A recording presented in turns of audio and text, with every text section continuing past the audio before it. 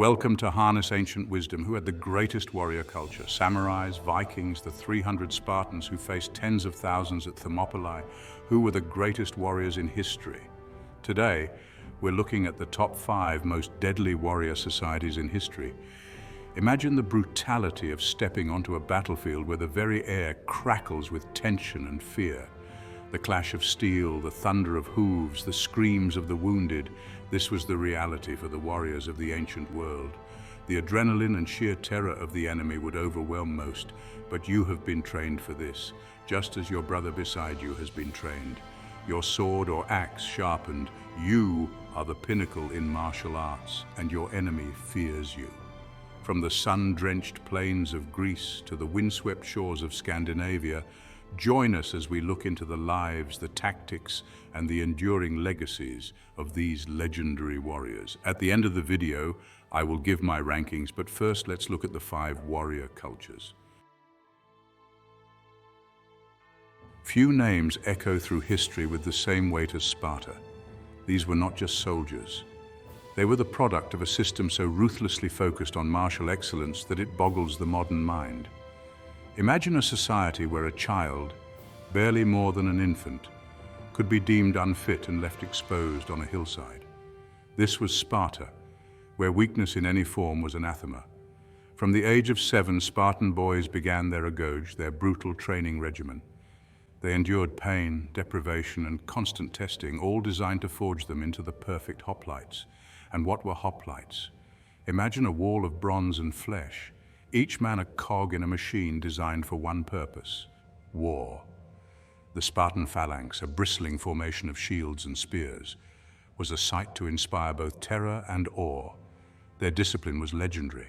At Thermopylae, a narrow pass chosen for its defensive potential, 300 Spartans, along with some Greek allies, faced the seemingly endless hordes of Xerxes' Persian army. The Spartans knew they were hopelessly outnumbered, yet they stood their ground, selling their lives dearly and etching their names into the annals of military history. But Sparta was more than just Thermopylae. Their entire social structure revolved around maintaining a warrior class. Women, too, played a vital role, expected to be strong and to raise strong sons for Sparta. "Come back with your shield or on it," a Spartan mother famously told her son as he marched off to war.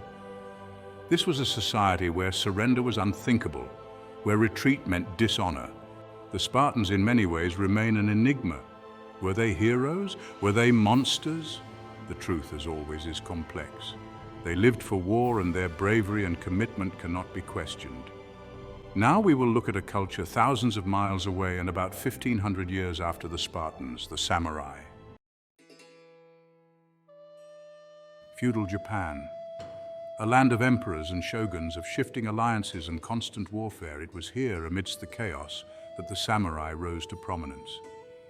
More than just swordsmen, the samurai were bound by a strict code of conduct, Bushido, the way of the warrior. Bushido emphasized honor, loyalty, and martial prowess. A samurai's word was his bond, and to break it was to invite shame and ruin. We trained relentlessly in swordsmanship, archery, and horsemanship, striving for a level of mastery that transcended mere skill. The katana, the curved, single-edged sword that became synonymous with the samurai, was both a weapon and a work of art. Forged over generations, these blades were prized possessions, imbued with a spiritual significance that few outsiders could truly grasp. But the samurai were not invincible. The Genpei War, a bloody conflict that raged across Japan for 5 years, tested the samurai. Clans clashed, loyalties were strained, and the very foundations of samurai power were shaken. One of the most iconic images from this period is that of the Minamoto samurai, clad in their distinctive armor, facing off against the Taira clan. The battles were fierce, often decided by individual acts of courage or cunning. The samurai, however, were not just warriors. They were also expected to be cultured and educated, well-versed in poetry, calligraphy, and the tea ceremony. This blend of martial skill and artistic refinement set them apart, creating an aura of mystique that continues to fascinate us today. The rise of firearms and the unification of Japan under the Tokugawa shogunate led to the end of the samurai. Yet their legacy lives on, not just in museums and martial arts dojos, but in the very fabric of Japanese culture. A blood-red sun hangs low in the sky, casting long shadows over the unsuspecting monastery. Suddenly, ships appear on the horizon, their dragon-headed prows cutting through the waves. Out of them pour fierce warriors, their axes gleaming, their eyes filled with an almost supernatural fury. The Vikings have arrived. Emerging from Scandinavia in the late 8th century, the Vikings were more than just raiders. They were explorers, traders, and colonizers.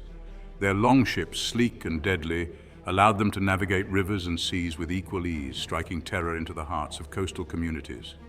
Their raids were swift and brutal. The monastery at Lindisfarne, off the coast of England, was one of their first targets.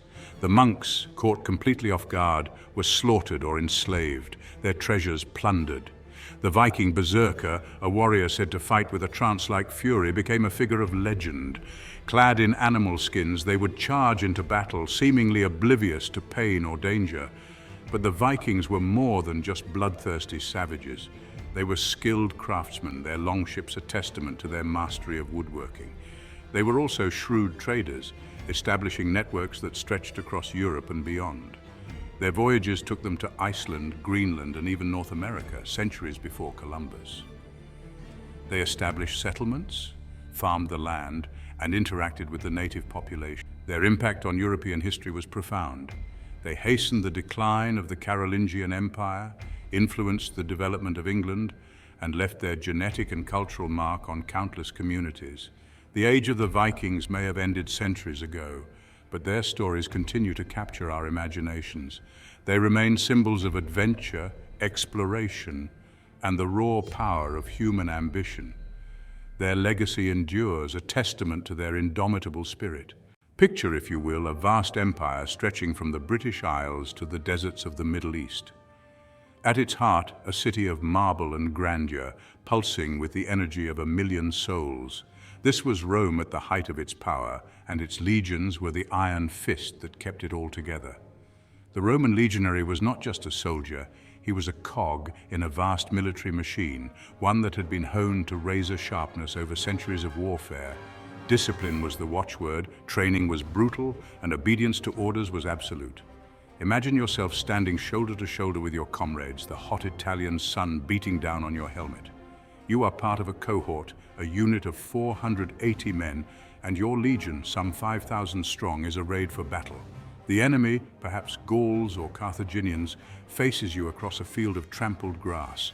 You hear the orders barked out, feel the ground tremble beneath the weight of thousands of marching feet, and then the clash.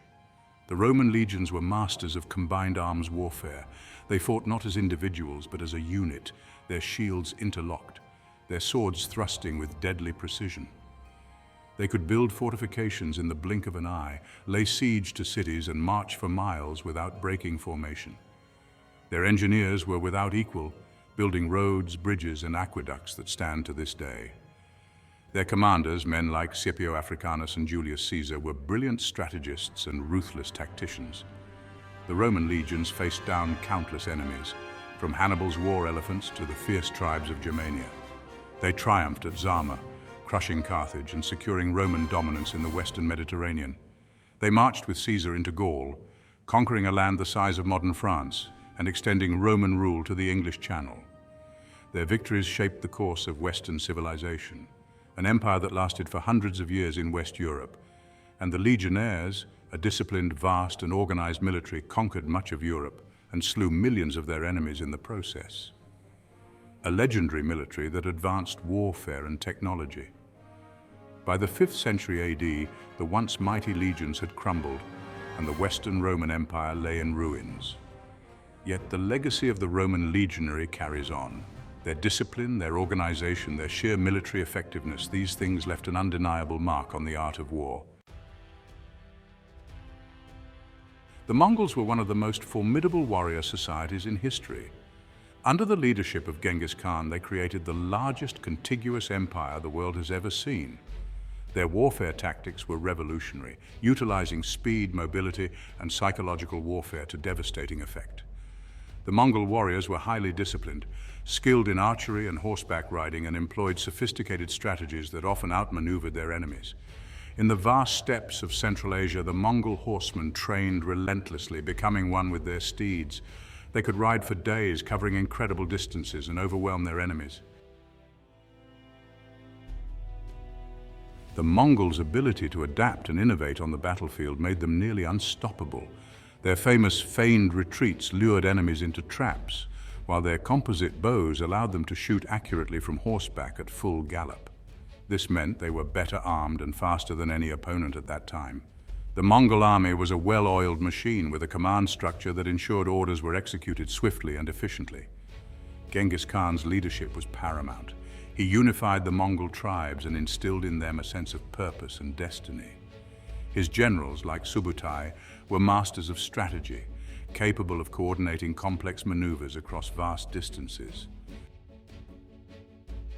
The Mongols employed psychological warfare to sow terror among their enemies. Stories of their ruthlessness spread far and wide, often causing cities to surrender without a fight. They built roads, promoted trade, and facilitated communication across their vast empire, creating a Pax Mongolica that allowed for unprecedented cultural exchange. The legacy of the Mongol hordes is one of both destruction and innovation. They shattered old empires and established new connections across continents. Their military tactics continue to be studied by modern strategists. Their might is legendary. Mongol warfare meant relentless ambition, unparalleled adaptability, and a legacy that shaped the course of history. An estimated 20 to 60 million people died at their hands. The Mongols reduced the world population by around 10%.